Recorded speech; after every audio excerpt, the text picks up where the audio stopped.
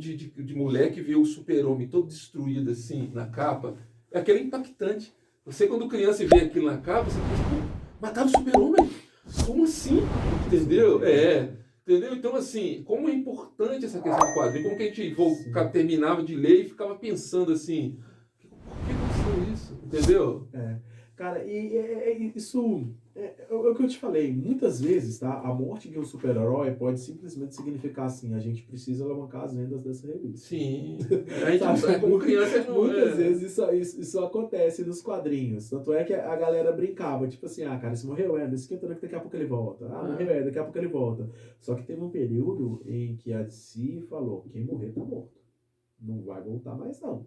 Entendeu? Então, acabou que isso começou a não ser tratado com tanta levianidade, assim, dentro da editora. Matando todo mundo, né, cara? Aí, então, os caras começaram a realmente trabalhar a coisa de uma maneira diferente com relação à questão das mortes dos personagens. Mas, voltando à questão do Coringa, o Coringa, ele é um personagem que ele foi evoluindo. Ele deixou de ser um palhaço para se tornar um cara sádico. Sim. Tanto é que uma das versões do Coringa atualmente é um Coringa sem a pele do rosto. Ele arrancou a própria pele do rosto e usa a pele como máscara. Então, você percebe que é um personagem muito mais sádico. Mas sabe? O Batman também evoluiu, né? Pra acompanhar esse Coringa. Sim. Cara, eles falam que a evolução do mundo dos quadrinhos, ela vai se tornando cada vez mais adulta, até mesmo porque o público hoje que lê quadrinhos é um público um pouco mais adulto, sabe? Um público... Então, você tenta agradar. O objetivo é sempre, poxa, eu preciso fazer com que seja comercialmente viável. Você acha que não tem o dedo do artista? Tipo assim, eu quero isso e pronto. Não existe isso dentro do quadrinho? Não, eu quero que o meu personagem... morra e pronto. Não, mas não vai ser legal para as vendas. Não quero saber. Eu quero que ele termine aqui. Eu acho que isso depende da... Me fugiu a palavra aqui, mas da importância do desenhista. Sim. Por exemplo, o cara que desenhou o Charlie Brown. Tá. Ele pode falar assim, eu não quero mais. O cara que fez o Tintin, eu não quero mais. Mas o cara que criou, por exemplo, lá, o Homem-Aranha, não conseguiu fazer isso. Não. Tá. Ele nem quis também, né? Vou explicar. Ele nem quis também. Mas eu acho que ele não Só conseguiria. perguntar do Homem-Aranha. O Homem-Aranha, ele meio que fez um pacto lá pra voltar, começar do zero, não foi? Ele bateu uma pemba lá, porque ele voltou lá pro zero, a revista dele zerou. Cara, o Miranha. Então, vamos lá. Cara, o Homem-Aranha, com relação ao título da DC, é o título que realmente que eu quero fazer. Da mesma forma que o Batman é o da DC, o Miranha é o da Marvel. Sabe, eu quero muito trabalhar com o Homem-Aranha. E... o que acontece é o seguinte, você passa por essas reformulações. Atualmente, na minha opinião, a versão do Homem-Aranha mais legal que eu tenho visto, que eu tenho acompanhado, é o Marcos Morales, que é o Homem-Aranha Negro, sabe? E é uma das versões que eu tenho percebido que tem a maior popularidade. Eu tenho um amigo, que é o Zé Carlos, ele hoje é o desenhista do Homem-Aranha. E o Zé Carlos, ele falou que ele estava fazendo a questão do Spider-Verse, né, que é o Homem-Aranha Verso. E fez muito sucesso, né, cara? Cara, a animação, nossa, aquela animação é linda. Nossa, aquela animação é perfeita, cara, é muito legal. E ele tem percebido, sabe, que as pessoas têm tido esse engajamento, em que a Marvel ela sentiu essa necessidade da reformulação dos personagens. Mas uma coisa que é muito importante frisar, quando eu trabalho para essas editoras, os personagens não são meus. São da editora. Então, o meu contrato fala o seguinte: olha, jovem, a gente vai te pagar, você vai desenhar e a gente vai usar a sua arte do jeito que a gente quiser. É fato, eu não posso. Inclusive, quando os caras chegam pra mim e falam assim: olha, essa aqui é o concept art do personagem. Eu não posso alterar o uniforme dele. Eu não posso, eu não gostei desse uniforme, eu vou fazer diferente. Não posso. Eu tenho que seguir as regras que foram impostas a mim. O personagem não é meu.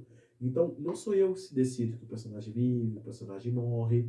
Agora, eu posso dar dicas, eu posso dar a minha opinião em cima da questão da narrativa. Vou te dar um exemplo. Os caras pediram para que a gente fizesse uma capa, onde nessa capa tinha, tipo, 28 personagens. Tipo, cara, não vai funcionar. Uma bagunça, sabe, né? O desenho é numa folha 3. Então, vamos fazer o seguinte, vamos tentar pensar numa outra variante, vamos tentar pensar num outro tipo de layout.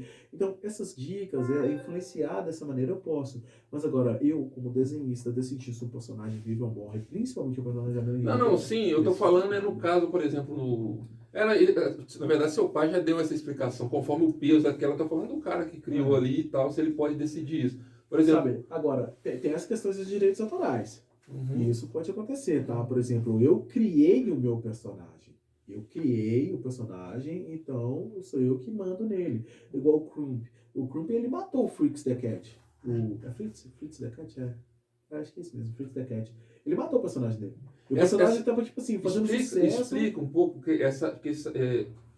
saiu uns quadrinhos subversivos, assim, nos Estados Unidos. Tem muito. Teve, por exemplo, que eu lembro que eu vi o American Splendor, por exemplo, né? E o Fritz, por exemplo, é dessa linhagem, dessa linha também, né? São o que a galera chama de quadrinhos mais underground. Assim. E underground. Isso. E existe uma vertente dos quadrinhos, tá? É importante falar que até agora a gente falou bastante sobre quadrinhos que são mensais, semanais, são quadrinhos que têm uma continuação.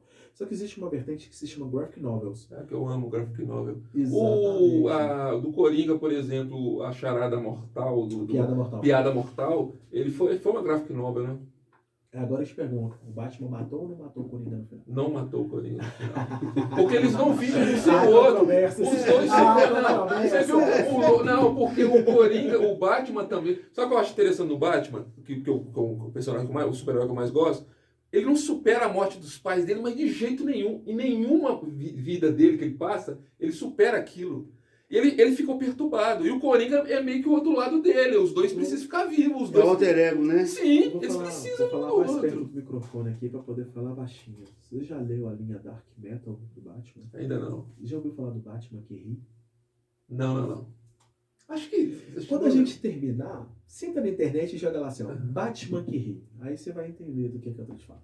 E aquela história de que sempre existiram vários Batmans e que na verdade eram os Robins que se tornavam Batman, Não. Lero-lero, história de internet. Você precisa parar de navegar na Deep Web, tá?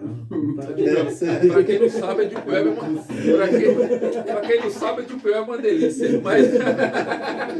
Mas assim, delícia no sentido assim que eu explicar, porque a Deep Web, gente, é porque a pessoa vai entender coisa errada, que a Deep Web tem uma linha lá que eu não vou nem contar o que é. É porque lá dentro também tem muita questão conspiratória. Tem, né, ali dentro o pessoal fala o que quer, fala... Assim, você vê que tem muito forte essa questão de racismo e tal. O pessoal fala o que vem na boca ali. Sem censura nenhuma, né? Nenhuma. Tem essa vantagem dessa liberdade. Mas aí você tem que separar ali, tem muita bobagem. Não tem censura, mas também não tem bom senso. Não né? tem. E a maioria é só bobagem. Só bobeira. O problema é que quando o ser humano ele percebe o anonimato, ou seja, eu posso fazer o que eu quiser, que ninguém vai saber que sou eu, Vira-herói. acaba saindo muita merda. É aquilo, né? O que você faz quando ninguém tá te vendo? Aí você mostra isso. verdadeiramente quem é você, né? Sabe? Então é mais ou menos isso que acontece. Mas, cara, não, isso não acontece. Tanto é que você tem hoje vários Robins e eles continuam dentro do mundo dos quadrinhos. O primeiro Robin virou Asa Noturna.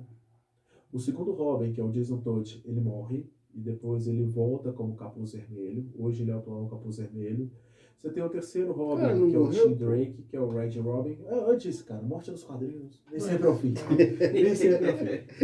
Você tem que hoje que é o Red Robin e o atual Robin é o Damian, que é o filho do Batman. E paralelo a isso, você ainda tem no Cavaleiro das Trevas uma nova garota. Sabe? Então, você tem todas essas vertentes, essas variantes, e o destino dos Robins é bem claro. O Robin é gay? Não é. É porque sempre teve uma história. O Batman não, porque ele já pegou, ele já teve a história dele com a mulher aranha, com a mulher gato. Entendeu? Então ele já tem uma história ali. O filho dele com a Thalia Hazal Ghul, que é o Damian. Então, mas o Robin não tem certeza que ele não é gay. Porque não tem nada a ver contra. Se o Robin for gay, não tem nada contra. O que aconteceu? Na época nos Estados Unidos, eles estavam tendo uma preocupação muito grande com a censura e foi publicado um livro chamado A Perda da Inocência. E nesse livro, A Perda da Inocência, o autor desse livro mostrava esse lado, falava que o Batman é homossexual, tudo mais, e tem essas questões dos abusos. Então, a pretensão era fazer com que as mães não gostassem daquilo, porque uma das coisas que os editores perceberam era que o movimento dos sidekickers, o que é o sidekickers? São os ajudantes. Antigamente super-herói nenhum tinha, aí de repente foi introduzido, o pessoal gostou, o pessoal começou a criar uma identificação e eles começaram a colocar sidekickers para todo mundo. Tanto é que hoje você tem a Justiça Jovem, Young Justice, que em teoria é um grupo composto só de sidekickers, os próprios Teen Titans, um grupo composto de sidekickers. Então, você tinha esse movimento. Então esse cara acabou criando isso, acabou criando essa ideia da questão da homossexualidade do Batman. Mas mais pra frente percebeu que quem na realidade era homossexual foi o criador do livro. Entendeu? tem Então, isso. Ele quis impor a personalidade nele no personagem. parece que foi isso que aconteceu. Então, isso é uma teoria que já caiu por terra. Mas, cara, eu fico assistindo os Teen Titans que meus filhos assistem, que é aquele que passa no cartão. Cara, que nem hilário. Você tem que ver o Robin falando assim, tenta ser um super-herói usando uma sunguinha e um sapato de duende. Então, sabe? Aquilo é fantástico, cara.